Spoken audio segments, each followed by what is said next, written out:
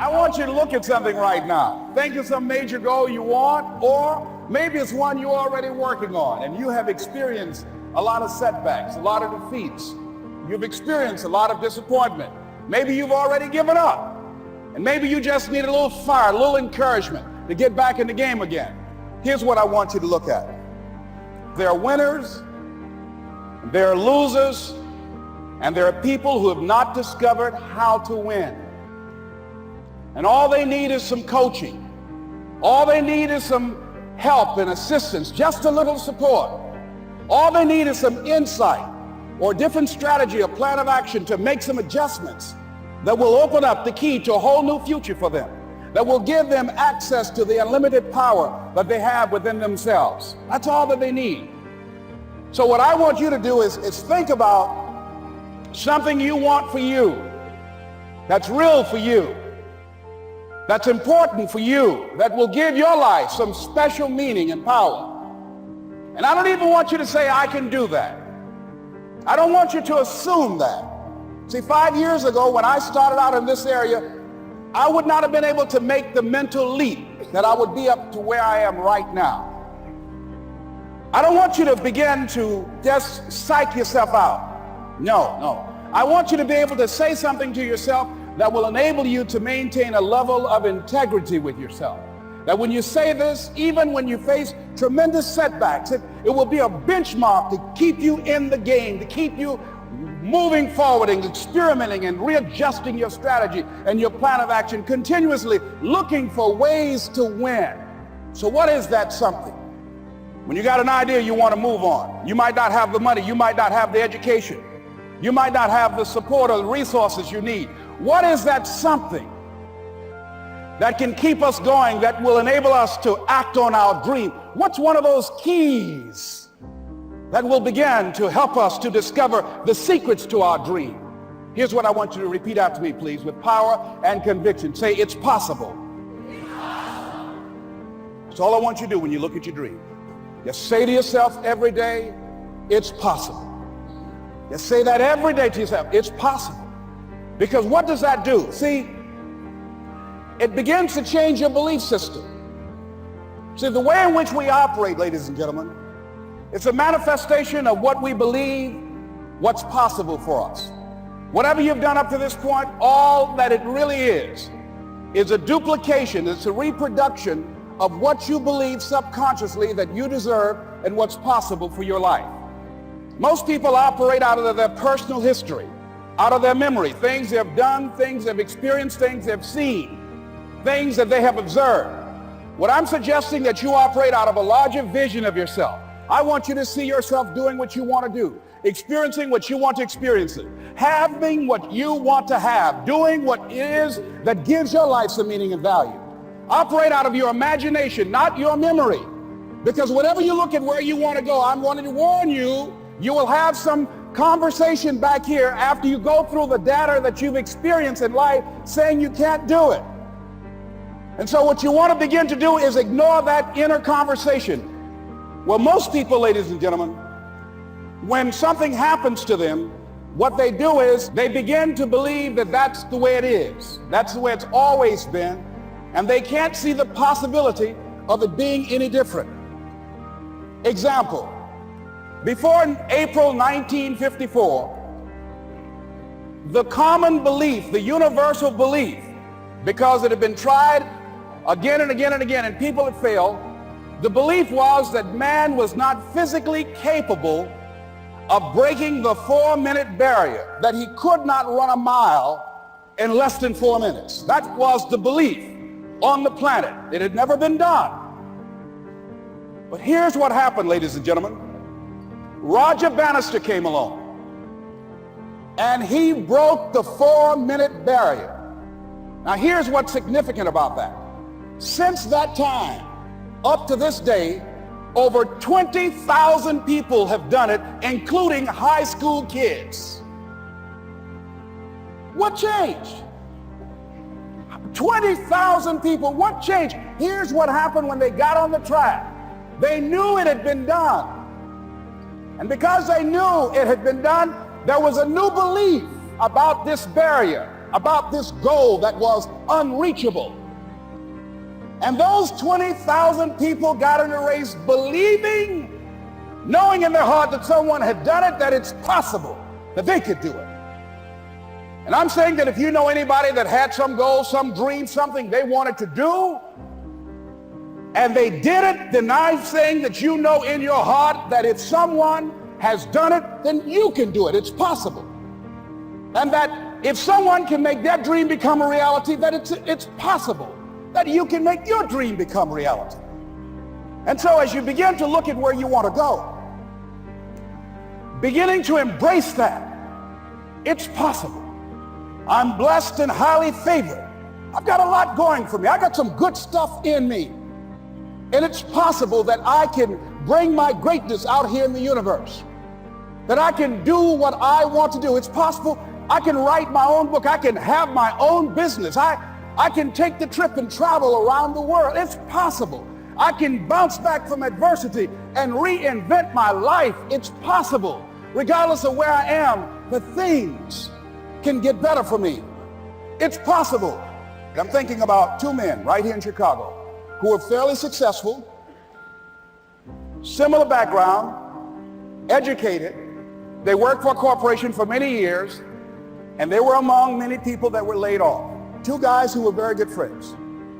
One went out looking for a job for several weeks along with the other one, and they faced disappointment and rejection again and again and again. They couldn't find any work, which is the story of many people across this country. One guy stopped. He became discouraged. He stopped going. He stayed home looking at television, became very argumentative and toxic with his wife, drinking beer, getting on the phone, talking to his other negative, unemployed friends. And he just gave up.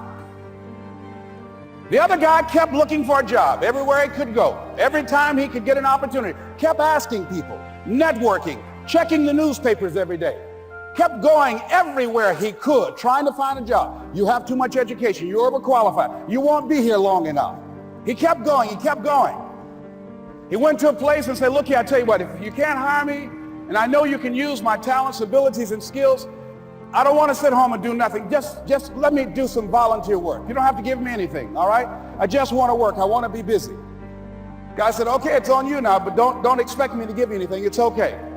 This guy came in and worked. He was the first one there. The last one to leave was the best employee there. About 4 weeks later, one of the top managers quit. They were looking for a replacement. Guess who they selected? This other guy. This guy who was volunteering his time. He got the job. What was the difference between the two men? Eyesight and mindsight. Eyesight is judging on what you see, judging according to appearances. But mindsight is how you interpret what you see. One guy said, it's not possible, it's over, I'm finished. I can't do it. I can't make it. He surrendered. I've faced rejection again and again. I'm not going anymore. There are no jobs out there.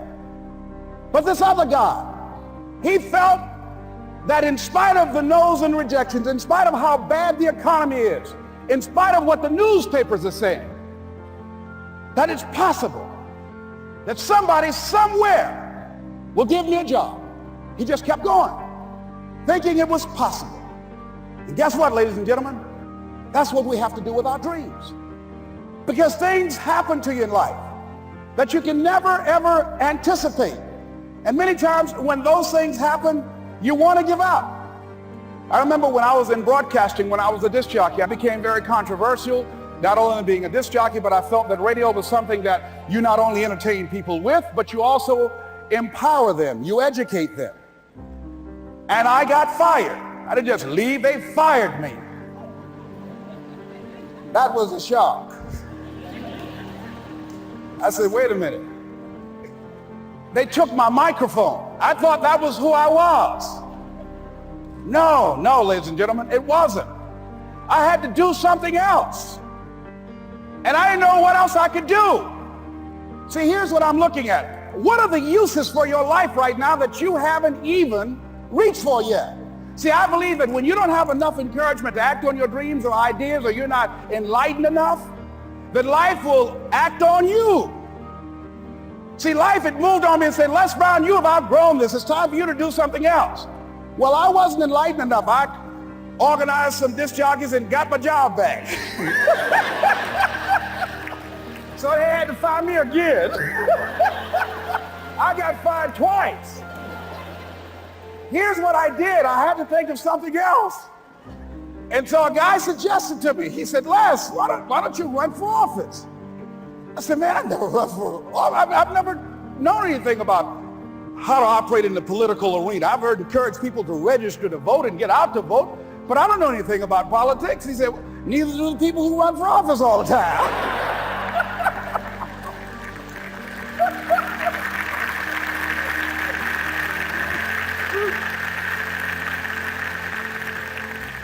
So I ran. Now here's what I'm suggesting. I ran. You got to do what you can where you are with what you have. I didn't have any money. I didn't know anything about the political process. I didn't even have any support. But here's what the guy told me. It's possible you could win. That's all I had. I was running against an endorsed candidate. He was an incumbent. He had the newspaper support, all of the leadership in the community, and I was challenging this guy. So I had a saying when I was on radio, stand up for what you believe in because you can fall for anything.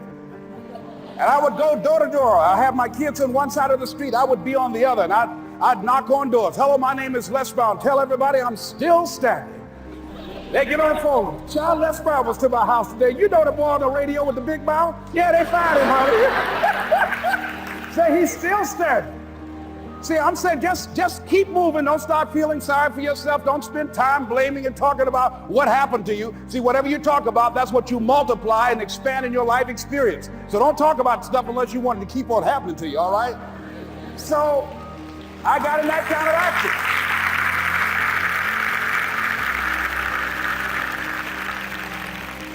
As I continue to do that, had my children with me, we're going door to door, didn't have enough money. Eventually, we got close to the election and something happened that really surprised me. Guys who I thought were going to either support me or stay out of it, various powerful community leaders, they became involved in it and they endorsed my opponent. I felt devastated. Now that's going to happen to you when you're working on your dream. Things are going to happen that's going to catch you on the blind side. That was shocking to me. They didn't have to do that. All they had to do was just stay out of it. But here they go, come up in there messing with me.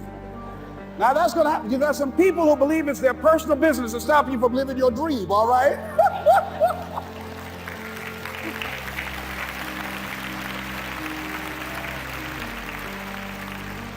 But I didn't deal with that. You want to make your dream come true, you got to stay focused. Some people rather get even than get ahead. Stay focused on where you want to go.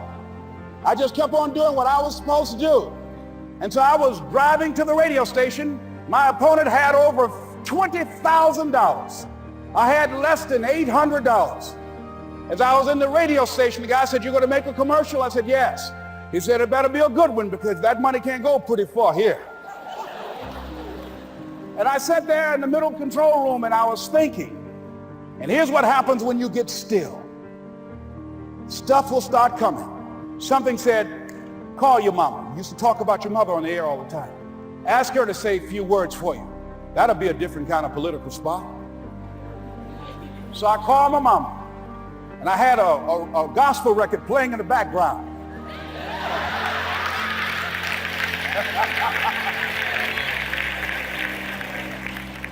And then I had my mother say, "Hello, this is Mrs. Mamie Brown. When I raised my sons, I raised them to be good children. When they got out of hand, I beat them behind and made them go right. Please vote for my son. He's a good boy."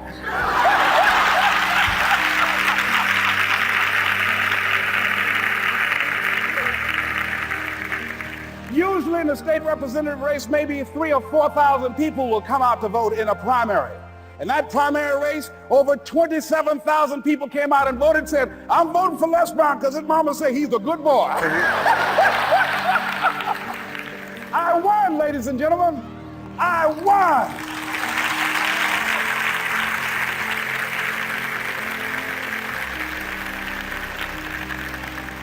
So you've got to be willing to stay focused, to be creative, to be relentless, because things are going to happen to you when you're working on your dream.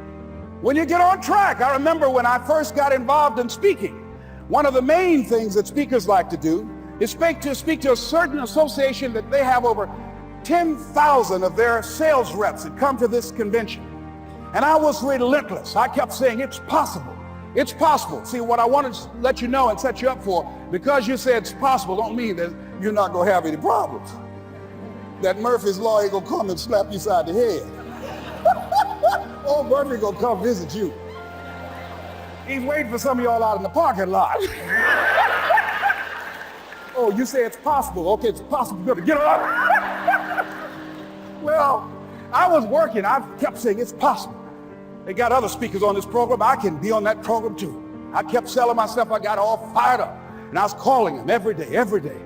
And the lady finally said, Mr. Brown, I tell you what, we want you to come in and talk to our sales executives. You got the kind of fire and guts that they want, that will motivate them. And let me tell you something else. We want you to bring your motivational tapes. You're going to need at least $50,000 worth of tapes. I said, is that right? Yes, because they want to keep that drive alive.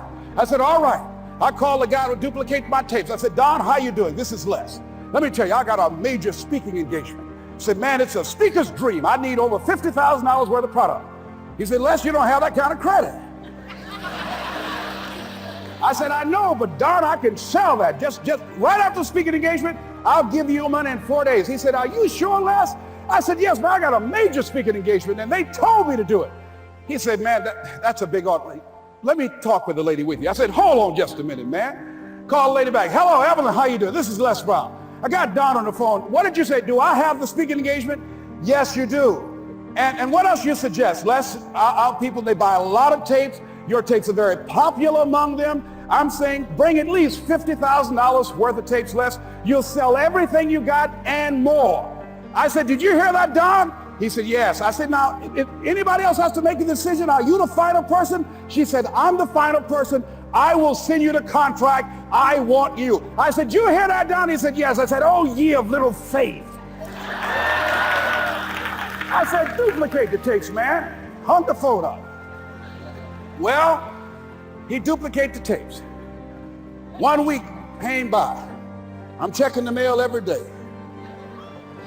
No contract. I said, come on, Murphy, don't start nothing, man. Come on. Come on, man, give me a break. Come on, you know, this ain't fair. Come on, man. Give your boy a break, come on. I talked to myself, you know. I didn't want to call him right now. 2 weeks passed by. Murphy said, don't you think you ought to call him? I said, okay. I called, I said, hello, this is Les Brown calling. How you doing, Les? I said, fine. I said, Evelyn hasn't sent my contract out yet. Any additional information you need? So, Les, you haven't heard? I said, no. I said, Evelyn died. I said, she died? I said, did she say anything about me?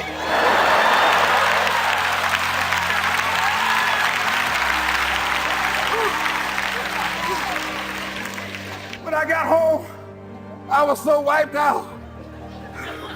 And Murphy was in the house waiting on me. Murphy said, is it possible you want to listen to some of your tapes?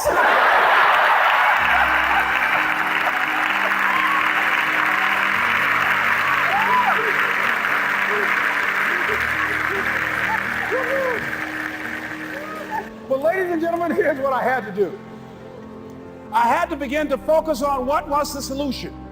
That this was not the only place that I'll be able to sell those products.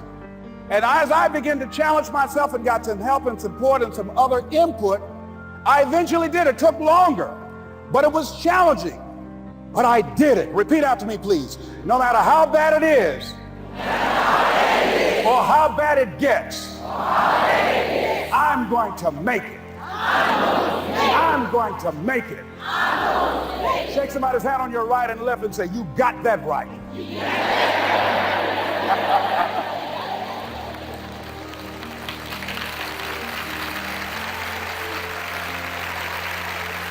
Repeat after me, please. It's possible.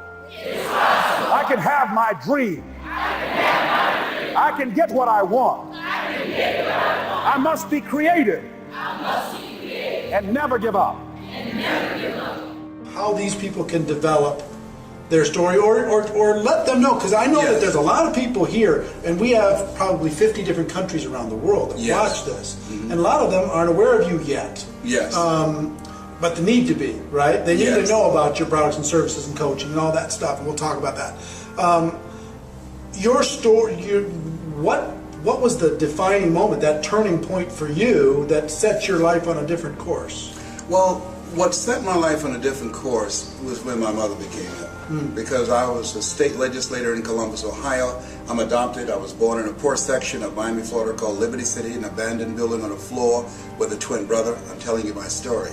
And when we were 6 weeks of age, we were adopted by Mrs. Mamie Brown. I feel like Abraham Lincoln, who said, "All that I am and all that I hope to be, I owe to my mother." My mother was a domestic worker on Miami Beach. She cooked for families. We ate the food left over from the families that she cooked for.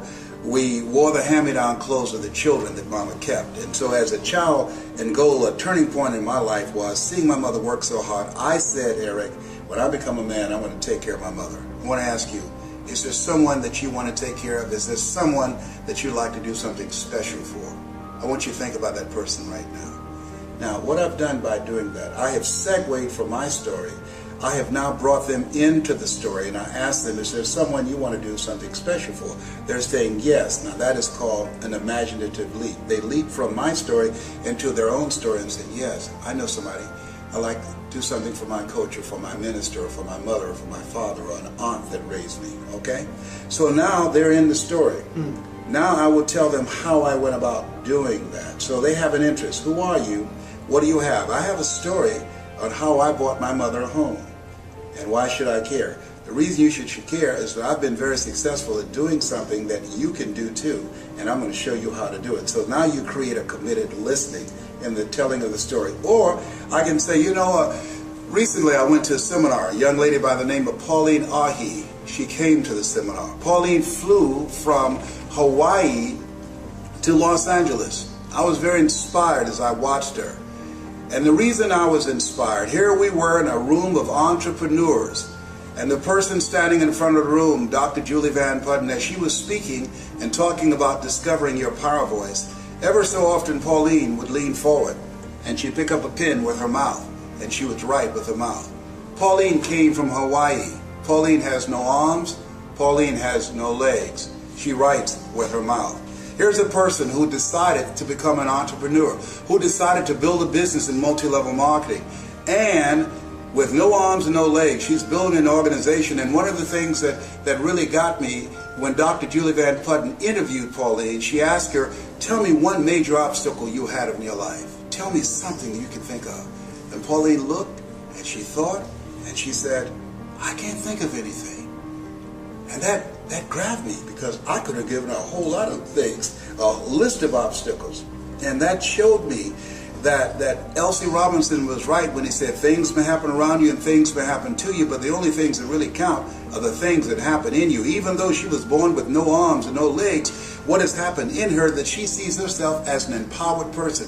She has not decided to become a part of a job, the journey of the broke. She decided to control her own destiny by being involved in multi-level marketing. And what I said as I looked at her, if Pauline can do it, I know I can do it.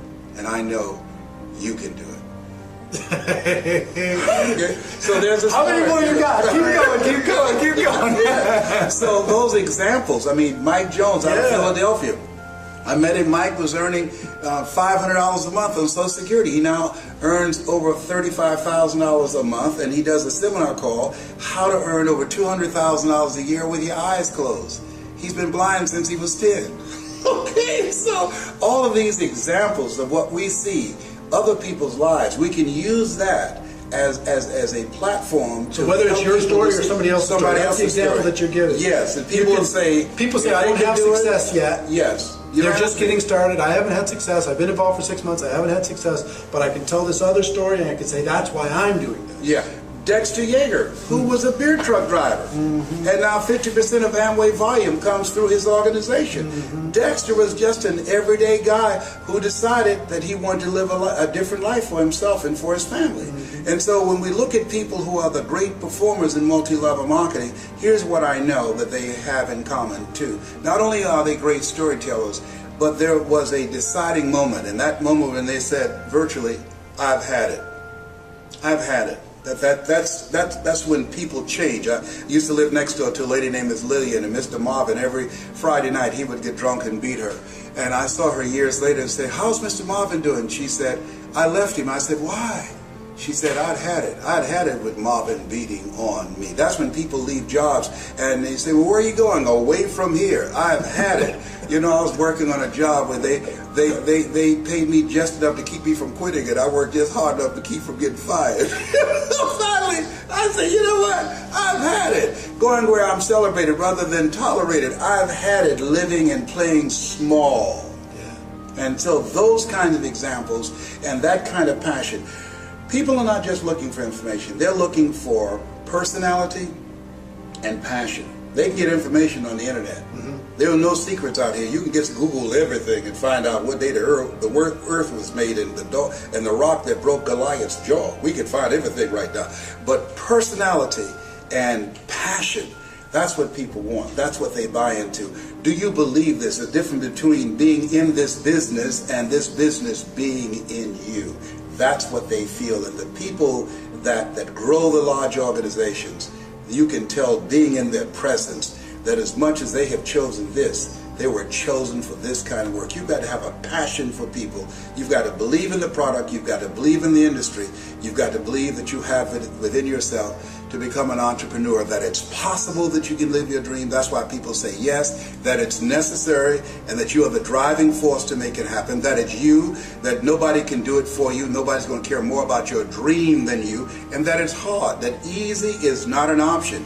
That when you think about growing your organization, think it not strange that your family members and friends will say no. People who should be there to help you won't help you. In fact, they will discourage you. They will laugh at you. Oh, you're involved in some pyramid scheme. Here you go again. All of that's going to be a part of it. When you get on an airplane before they take off, they say fasten your seatbelt. Why? Because you're going to experience some turbulence before you reach a comfortable altitude. When you get involved in multi-level marketing, fasten your psychological seatbelts. Why? Because you're going to experience rejections and no and laughter and snickers from your family members and friends. Why? I don't know. That's just the way it is. It's possible you can live your dreams in spite of that. It's necessary for you to know that you're the one to make it happen, and that you become selective of people that you bring into the business. You don't want to convince people to do it, because person convinced against their will is of the same opinion still.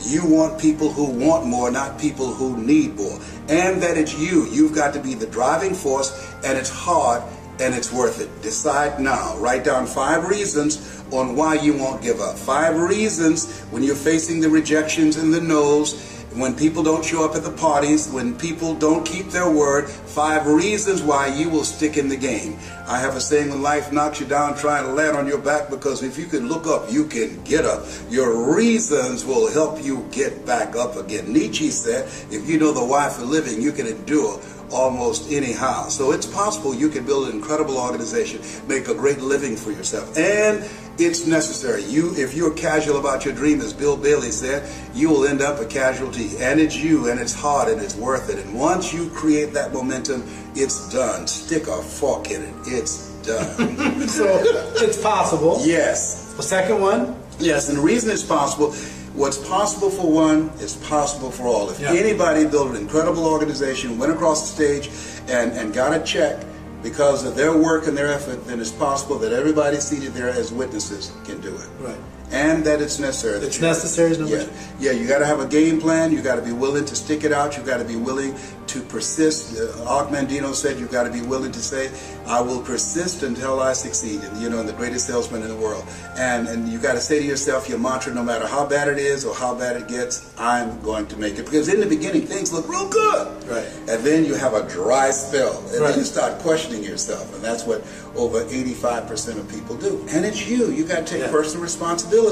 You're going from being a volunteer victim of letting somebody tell you what time to be to work, how long your lunch break will be, what time to get off, how many days you can be sick out of the year, how many days you can go on vacation, got to ask for permission. You're going from that position of powerlessness and being weak, because most people have developed an addiction to powerlessness. That's why the majority of people you ask to come into this business will say no. They have developed an addiction to powerlessness. When you're working with somebody else's job, they are controlling your financial future. So you are different. You are not common. You are uncommon when you said yes to this dream. Yeah, stop for a second. An addiction to powerlessness. Yes. I've never heard it said that way, and I think that's really interesting the way you say that, because we've been taught, we've been groomed and taught to depend on a job, to look forward to a job. People looking for jobs in an economy where jobs are shrinking. We cannot produce enough jobs. The government cannot produce enough jobs to replace the jobs that are being eliminated through technology and cheap labor abroad. I can get a PhD in the Philippines for $500 a month. When I was a kid, I used to work in a bowling alley. They knocked the pins down, we jumped down, and we straightened the pins back up. Somebody invented a trade that put us out of business. I used to work on the elevator. What floor, please? And I would punch the elevator. No, they don't need that now. When I was in school, my girlfriend said, I want to be an operator. When you made a long distance call, you call an operator placed a call. Now you call direct. So technology is changing things, replacing whole industries. When the last time you went to the store and bought some envelopes and a stamp and some stationery and a pen to write a letter? We don't do that now. We text, we email. That's an industry that's eroding. I went to a school, Bill Gates School in Philadelphia. They don't have paper, all computer, a paperless school. That's different. When I was a kid, we carried books to school. So this is the era the late Peter Drucker calls the era of the 3 C's: accelerated change, overwhelming complexity, and tremendous competition. What we have in multi-level marketing is cooperation and collaboration, people working together in a community of achievers to help everybody win. That's the exciting thing, that when I help you win, then I win also. How can people develop a hunger in themselves, and why is it so important? I was downtown with my mother. I was around 5 years old. And my mother, she adopted altogether. She took in foster kids, 7, and I was one among the 7. Then she adopted us. I let go of her hand. It was about 95 degrees downtown Miami. And I ran up to a water fountain and I started drinking. And all of a sudden I felt her hand. She said, "Don't you ever do that again." She snatched me down. And she began to punch me in the face and the head, and just beating me fiercely like she didn't know me. I said, "Mama, it's me, Mama, it's me." And then a white policeman came over and he had a billy club and he was hitting it in his hand. He said, "Okay, you can let that little nigger boy go now. I won't have to do it." And he looked at me with my busted lip and eyes swollen and started laughing as he walked away. That'll teach you. And my mother, as she helped me up, she began to cry. I was crying because of the pain of the punches and the blows. She was crying because she beat her baby boy. I said, "Mama, why did you beat me like that?" She said, "When I saw that white policeman's face turn red, and he gripped his nightstick and he was coming towards you to hit you, I had to think fast and do something to distract him. Because had he hit you, Leslie, he would have had to kill me. And I did the best thing that I knew how. I'm so sorry, son. I'm so sorry. Mama, love you. I didn't mean to beat you like that." I said, "Mama, it didn't hurt that badly." And so, when you're a kid, mothers kissed the part to make it well. I said, "Right here, I got the little knot there." She would kiss it. I said, "I got another one over here." She said, "Just shut up." I knew then I was living in a different world. I got to tell you this, I have never talked about this publicly. I worked for a guy named Joe. And Joe was really fond of me, and I admired him. And I used to do odd jobs for him. And he invited me to his house during the time. Now, mind you, I'm 75, so segregation is in the South. And this is unusual, and he invited me. He wanted me to know that he was liberal, invited me to his house to have dinner. So he introduced me to his wife, and then his son came over, and his daughter-in-law, and their little girl named Alice. And I spoke to all of them. And so Alice, she was around 5, and she came around, and I said, hello, Alice. She said, hi. And then she came around and she came behind me. And all of a sudden I felt something behind me, you know, at the bottom of the chair. She was moving a hand below my butt. I said, Alice, what are you doing? And she said, where is it? I said, where's what? Where's your tail? And I looked at Joe and his wife and his son and daughter-in-law. I said, I clipped it off. She said, why? I said, because when I sat down, it would hurt. What'd you do with it? I said, just threw it away. She said, will it grow back? I said, no. Oh, and then she was just so disappointed. She stomped to her chair and she sat down. She said, you shouldn't have cut it off. I was waiting to see it when Grandpa said that you were coming for dinner. I said, I'm sorry. I'm so sorry. And we went on to have dinner. Eric, as we were having dinner, she continued to talk and asked me different questions about my tail. How long I had it? How long did it take it to grow? I said, it didn't take very long. I said, I had it since I was born. And I'm trying to hold a conversation with a little 5-year-old, and they are about to go under the table. Their faces look red as cherries. And so when I got ready to go, she said, I'm not going to forgive you for clipping off your tail. I said, I'm sorry, Alice. Had I known you would want to see it, I would not have clipped it off. I'm so sorry. And so I said, bye, everybody, but she would not say bye to me. She just looked away like, you cut your tail off. Don't say bye to me. And so when we got in the car, Joe was driving me home, and the car was very silent. And by the time we got to my street, he started to say something, and I said, Joe, it's okay. It's okay. I said, you take care. And he drove off. And I sat down on my doorstep and I cried because I thought I knew this guy. I thought he was my friend. I had no idea that he had taught his granddaughter how to damn tail. I was so hurt, Eric. I had to collect myself to go before going in the house. And Mama said, Leslie, you all right? I said, no, man, Mama, what's wrong? I said, nothing. How's Joe? I said, he's doing real good. And I wouldn't tell her because I knew that would have broke her heart. And that night, I was just thinking about how, signs that I'd seen on Miami Beach, Jews, dogs, and coloreds not allowed. And I remember asking my mother, why do they hate us so badly? And she said, Leslie, I don't know, but don't you ever be like them. Do you hear me? Don't you ever be like them.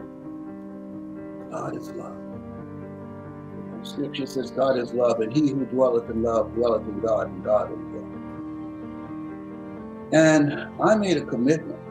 I'm Mamie Brown's baby boy, to live a life of love.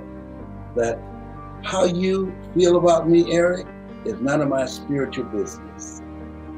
It's how I feel about myself that's most important. And everybody don't operate at that level of consciousness, but it created a fierceness in me.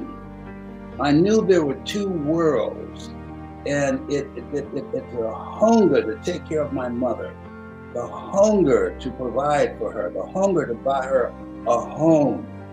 It gave birth to that hunger. Hearing my mother having to clap her hands when she went into another room to look for a hat for Miss Harris. Miss Harris, how you doing? Great.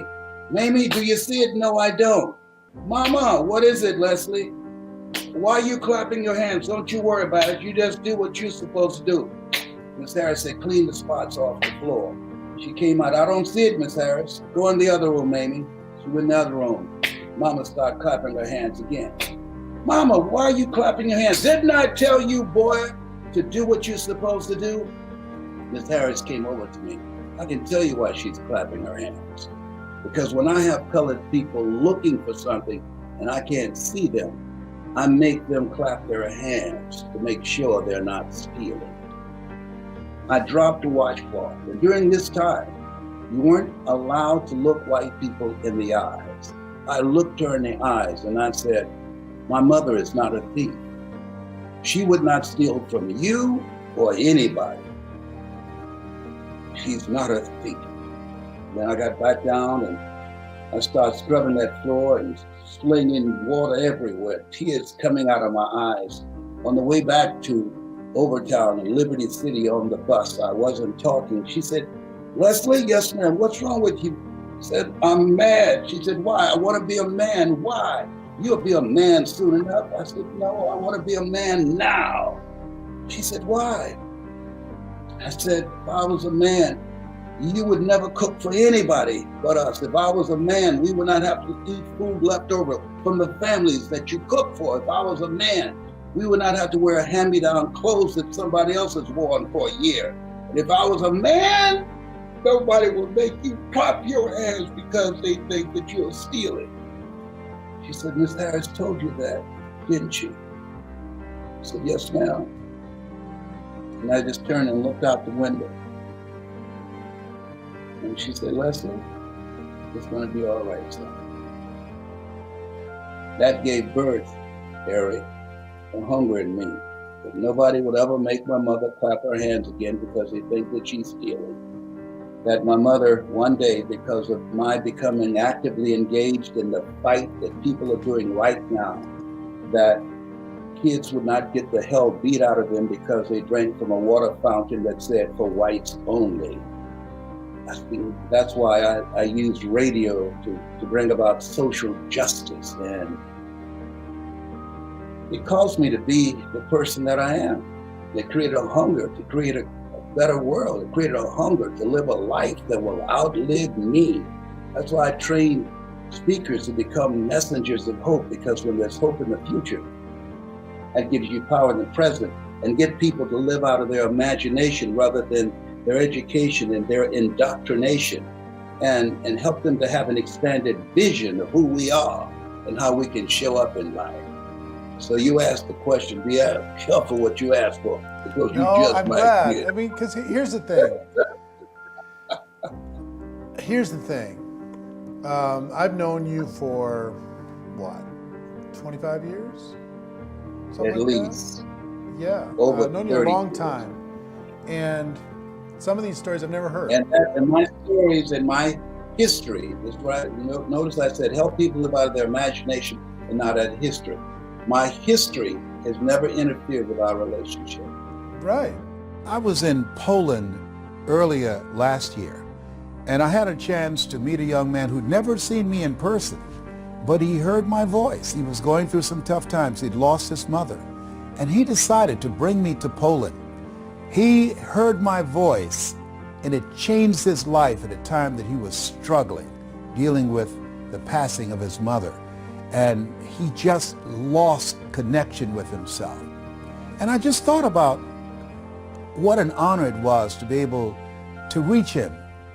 And one of the things, as I reflect on my life, I believe that we're all here for a reason, that we're all here for a purpose. As a 17-year cancer conqueror, I know that I have been given grace so that I can do something amazing with my life.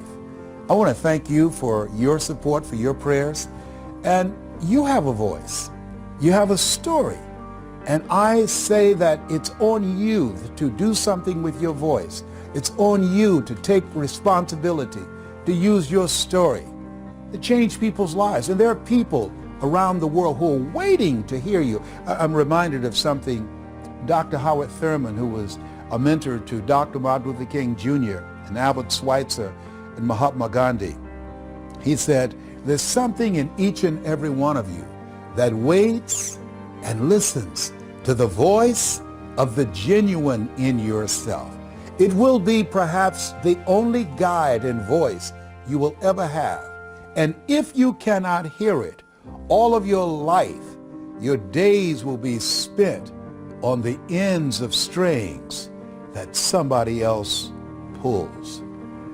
And I say to you that the reason that you're listening to me right now is that you've decided that you have a voice, that you have a story. There's something that you want to do with your voice and your story and your life. You have a dream to pull your own strings, to control your own destiny. You know, Helen Keller said life is either a daring adventure or it's boring. And you've decided, I want to make my life a daring adventure. And I identify with you. And so this is my celebration of this year. You've gone through what I have gone through over the years. You're glad. A lot of people don't want to say how old they are. But let me tell you something. It's good to be 69. Let me tell you something. Every day above ground is a good day. Believe me. If you don't believe me, just try this and what. So I like to leave this with you. You have a voice and you have a story. As you were speaking about, tapping into the heart, I want to know in this chapter of your life, what is your heart telling you that you're going to be doing or that you need to do? I do it every day. I asked an audience the other day, if you just had a few days to live, what would you do? And the majority of the people who had jobs said, I'll quit my job. And this is why I say, and I think one of the most important things that I say, live your life the way that you want to leave your life. If I knew that I had a few days to live, I would do more interviews. I would do more webinars, more Zooms. I would speak more often. I'd look for ways in which I could reach more people because I'm living my life the way that I want to leave my life. I'm being true to me. I laugh a lot because I'm happy. I sing because I'm happy. I sing because I'm free. I'm free to choose how this gift of life is God's gift to us, and how we live our lives is our gift to God. I'm free to choose to operate outside of the culture, outside of what's expected of me. I'm free to choose how I'm going to respond to things rather than react to things. I'm free to seek ye this day whom ye shall serve. The highest that's in me or the lowest that's in me. I'm free to stand on the knowing. I'll keep thee in perfect peace, whose mind is stayed on thee. Not on the fourth stage cancer that somebody with a white jacket and a stethoscope around their neck.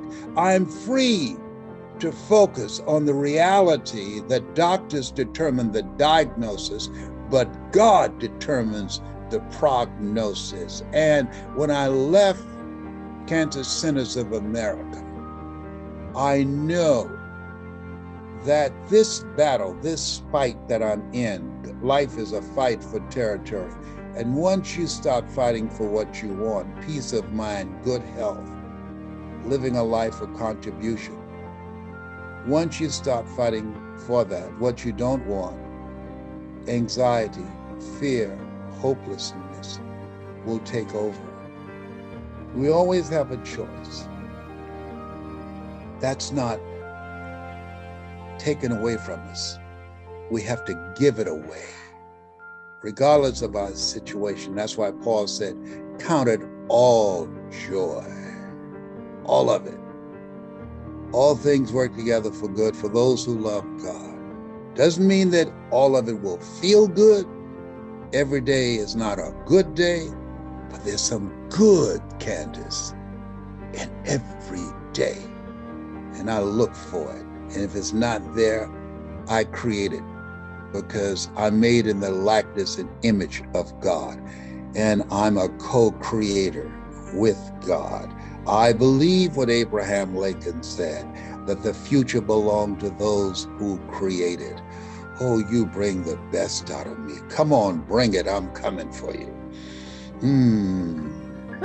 Oh my goodness, Liz, I absolutely love this. And you know, there's so many incredible high achievers that mention you as their coach, their mentor, their teacher. Some of the best speakers that are coming up today, Eric Thomas, you know, mentions you as one of his greatest teachers. How does that feel, Liz, when you look and you see your legacy and you see the transformation you're making in people's lives?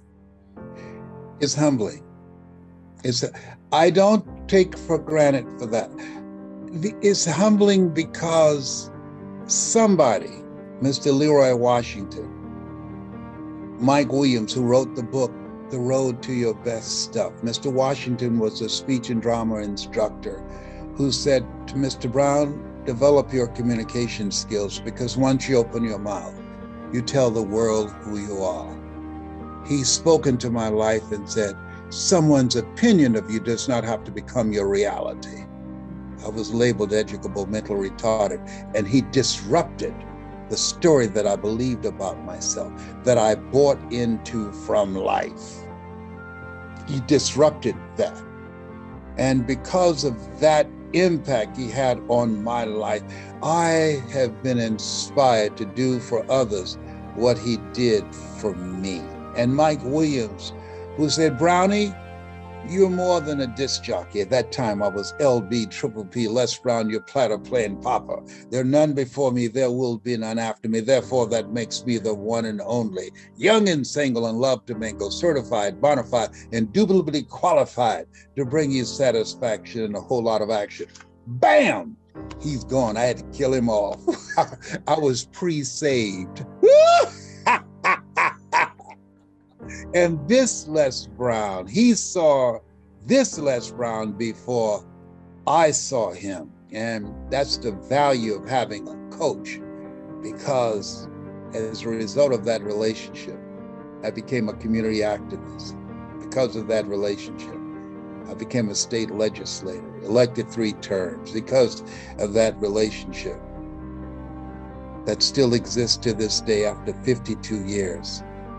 There are people who know my name and my voice, and people whose lives that I've touched and been able to make a difference in life, because he saw something in me that I didn't see in myself. Wow. I absolutely just love that, Liz.